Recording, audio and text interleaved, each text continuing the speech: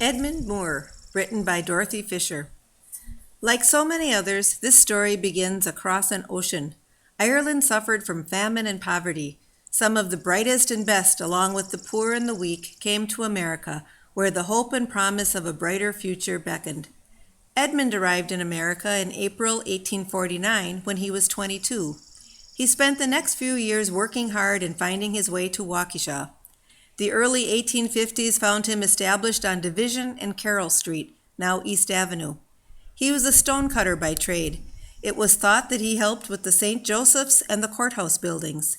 He must have been in high demand with all the new stone buildings being erected. Edmund married Susan Murray on September 14, 1856. They went on to have 8 children together. The first 3, John, 1857, James, 1859, and Katie, 1862, saw their father enlist in the Union Army. Along with many fellow Irishmen, he joined the 24th Company D, Wisconsin, for volunteers. He served with distinction until the end of the war.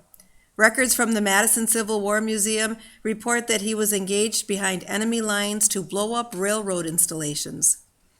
Edmund was wounded in battle. He took a cannonball to the hip and was injured with lesser wounds at other times. Edmund was transferred to the reserves in December 1864. The next year saw the birth of Jerry and his muster out on July 8, 1865. His next son, Eddie, was born in 1866. The family settled in Fond du Lac, where they had relatives with a lumber business. He would later purchase the Marblehead Stone Company of Fond du Lac. 1868 brought the next baby, Marion, followed by Susan in 1873 and Thomas in 1877. The ensuing years of hard work and perseverance served the family well. The papers called it sunstroke when he fell ill. He was never really well again, and he died on May 7, 1897.